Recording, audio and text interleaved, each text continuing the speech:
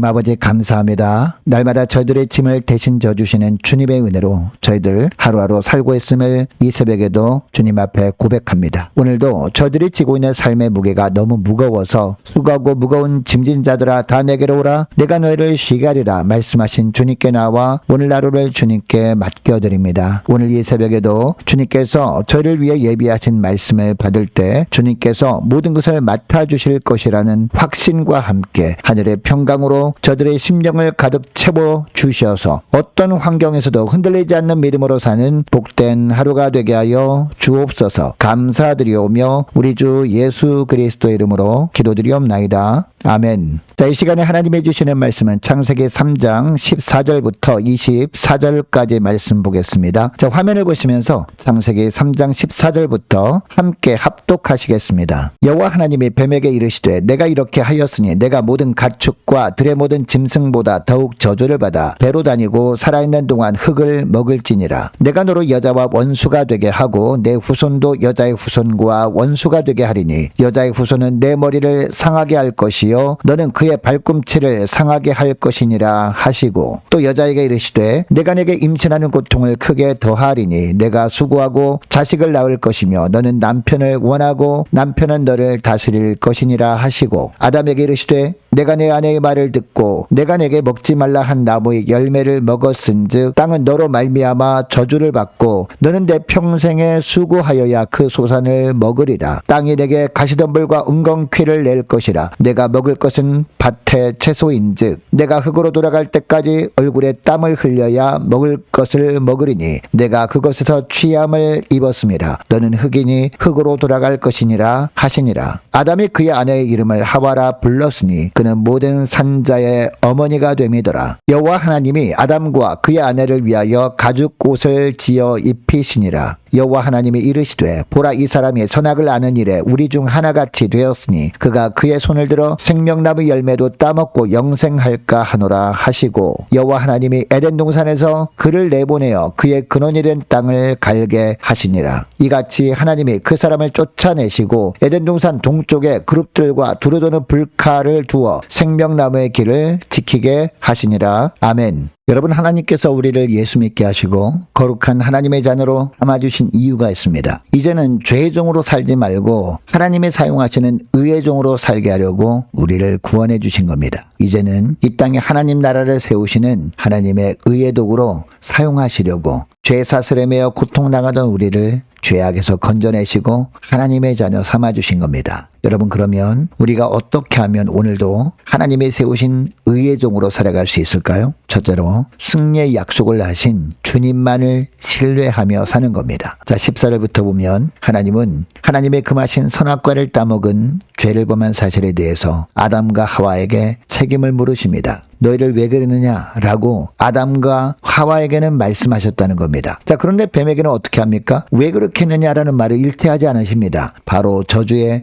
심판을 선언하십니다. 여러분, 성경에 보면 저주라는 말이 이 구절에 처음 나옵니다. 여러분이 저주라는 단어는 창세기 1장 2장 말씀에 반복해서 나오는 복과 정반대되는 개념입니다. 하나님은 뱀으로 위장한 사탄에게는 저주를 내리십니다. 반면에 사단의 미혹에 빠져서 죄를 범한 아담의 후손인 인류 구원의 청사진을 동시에 제시하십니다. 자, 14절을 보시기 바랍니다. 뱀은 모든 가축과 짐승보다 더욱 저주를 받아 배로 다니며 흙을 먹는 존재가 될 것이다 라고 하십니다. 반면에 15절을 보면 어떤 말씀을 또 하십니까? 여자의 후손은 내 머리를 상하게 할 것이다 라고 하십니다. 뱀은 여자의 후손의 발꿈치를 상하게 할 것이지만 여자의 후손은 뱀의 머리를 박살낼 것이다 라는 내용이 바로 15절 말씀의 내용입니다. 여러분, 이 구절에서 여자의 후손은 누구를 의미할까요? 장차 오실 예수 그리스도를 의미합니다. 그래서 창세기 3장 15절을 원시 복음이다 라고 부릅니다. 여러분, 우리가 사는 세상은 죄로 인해서 타락한 세상입니다. 그러나 하나님은 아담과 하와가 사단의 미혹에 넘어가 죄를 범함으로 패한 것으로 끝내지 않으십니다. 창세기 3장 15절에서 완전한 승리를 이미 약속해 놓고 계십니다. 그러니까 사탄의 패망은 첫사람이 죄를 범한 순간부터 하나님의 계획 가운데 있었던 겁니다. 그리고 이 땅에 출입하신 예수 그리스도의 십자가 죽음과 부활을 통해 실현되었습니다. 그러므로 의의 도구로 살아간다는 것은 어떤 삶이라는 것을 우리가 알 수 있습니까? 죄악으로 가득한 이 땅의 현실만 바라보면서 낙심할 것이 아니라 하나님이 약속하신 최후 승리를 미리 내다보면서 믿음으로 살아가는 겁니다. 여러분, 우리는 날마다 영적 전쟁터 한복판에서 살아가고 있습니다. 자, 그런데 사탄은 지금도 우리의 발꿈치를 물어서 넘어뜨리려고 합니다. 날마다. 그러나 예수 그리스도께서 십자가와 부활로 이미 승리하셨다는 이 진리를 믿고 눈앞의 고난이나 유혹에 굴복하지 않고 더욱더 믿음으로 살아가는 저와 여러분 되어야 할 줄로 믿습니다. 예수님께서 부활하심으로 말미암아 사단의 머리를 밟으심으로 말미암아 예수님께 머리를 밟혀서 머리가 깨어진 가운데 있는 사탄을 두려워하지 말고 승리의 약속을 굳게 붙잡고 믿음으로 담대하게 나아가는 의의 도구로 쓰임받는 복된 하루가 되시기를 축복합니다. 둘째로 주님께서 주신 소명의 땀을 흘리며 사는 겁니다. 자, 16절부터 보면 죄의 결과로 인해서 인간의 삶에는 고통과 수고가 찾아왔습니다. 여자는 출산의 고통을 겪게 되었습니다. 남자는 평생 땀을 흘려야 먹을 것을 얻는 수고를 하게 되었습니다. 아담의 범죄로 인해서 땅이 저주를 받아서 가시덤불과 엉겅퀴를 내게 되었기 때문입니다. 그래서 남자는 평생 땀 흘리는 수고를 해야 먹을 것을 얻게 되었던 겁니다. 그러나 여기서 중요한 것은요, 죄로 인해서 땅이 저주를 받아서 노동의 환경이 척박해진 것 뿐이지 노동 자체가 저주가 아니라는 사실입니다. 여러분, 이것을 보면 땀 흘리는 수고는 죄인을 향한 징계일 뿐 아니라 타락한 세상을 살아가는 우리가 감당해야 될 몫이구나 라는 것을 우리가 알게 됩니다. 그러니까 편하게 놀면서 돈 버는 것이 복이 아니라 정직하게 땀을 흘린 대가로 소득을 얻고 사는 것이 진정한 복인 줄 믿으시기 바랍니다. 여러분, 그러니까 의의 도구로 살아가는 삶이 다른 것이 아닙니다. 척박한 땅에서 가시덤불을 걷어내며 묵묵히 소명의 땀을 흘리는 것을 기쁨으로 감당하며 살아가는 것, 이것이 의의 도구로 쓰임받는 것인 줄 믿으시기 바랍니다. 셋째로 주님께서 입혀주신 가죽 옷의 은혜를 입은 자답게 사는 겁니다. 자, 20절부터 보면 하나님은 벗은 몸을 무화과나무 잎으로 가린 아담과 하와에게 가죽 옷을 지어 입히십니다. 여러분, 인간이 만든 무화과나무 잎 치마는 뜨거운 태양빛에 금방 말라버려서 수치를 가릴 수 없는 불완전한 것이었습니다. 그러나 하나님의 지어주신 가죽 옷은 그들의 부끄러움을 완벽하게 덮어주는 것이었습니다. 그런데 여러분, 가죽 옷을 위해서는 반드시 짐승의 희생이 필요했습니다. 그리고 그 짐승의 피 흘림이 있어야 했습니다. 그래서 여러분, 이것은 우리의 죄와 수치를 덮기 위해서 십자가에서 피 흘려 희생하신 어린 양 예수 그리스도를 의미하는 것이었습니다. 그러므로 가죽 옷은 하나님의 긍휼의 선물이라고 할 수 있습니다.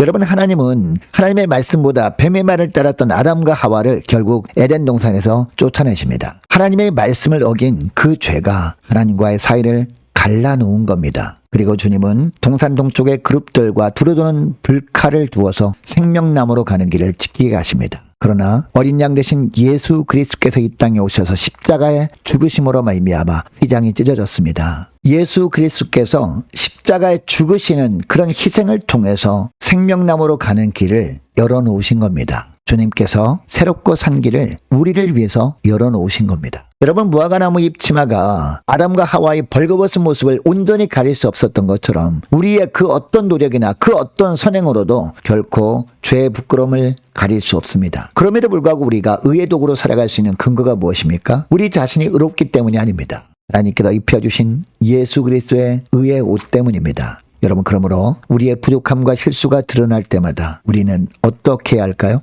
낙심하거나 좌절할 것이 아니라 우리를 위해서 희생하신 주님의 그 은혜만을 기억하며 살아가야 할 줄로 믿습니다. 여러분, 우리는 에덴에서 쫓겨난 절망적인 존재가 아닙니다. 이제 주님께서 그 새롭고 산 길을 열어주셨기 때문에 하나님의 보호하심과 은혜의 십자가 가죽 옷을 입고 다시 천국을 향해 걸어가는 소망의 순례자들이 바로 저와 여러분인 줄 믿으시기 바랍니다. 오늘 말씀을 기억하고 이 시간에 기도할 때 이렇게 기도했으면 좋겠습니다. 하나님, 승리의 약속을 이미 하신 주님만을 온전히 신뢰하면서 주님께서 주신 소명의 땅에서 기쁨으로 땀을 흘리며 주님께서 입혀주신 가죽 옷의 은혜를 입은 자답게 기쁨으로 의의 도구로 쓰임받는 복된 하루가 되게 하여 주옵소서. 간절히 기도하는 이 새벽 될 수 있기를 축복합니다. 계속해서 기도하기를 원하는 것은 각 구역 식구들과 자녀들을 위해서 저와 여러분을 위해서도 함께 기도하기를 원하고 올해 남녀전도회 청년부 임력원들을 위해서 또한 교회 재정을 위해서도 함께 기도하기를 원합니다. 유초등부 중고등부 청년부를 위해서 남녀전도회와 각 구역을 위해서 함께 기도하기를 원하고 또 많은 환우들이 있습니다. 환우들을 위해서 기도해 주시기 바랍니다. 임광배 목사님, 이방규 성도님 아버님, 정혜성 집사님 부부 회복을 위해서 함께 기도하기를 원하고 취업을 앞둔 우리 청년들을 위해서 선교사님들 가정들과 나라와 민족을 위해서 교회 앞날을 위해서 저와 여러분이 가지고 나온 기도 제목을 놓고 우리 함께 기도하기를 원합니다. 기도하겠습니다.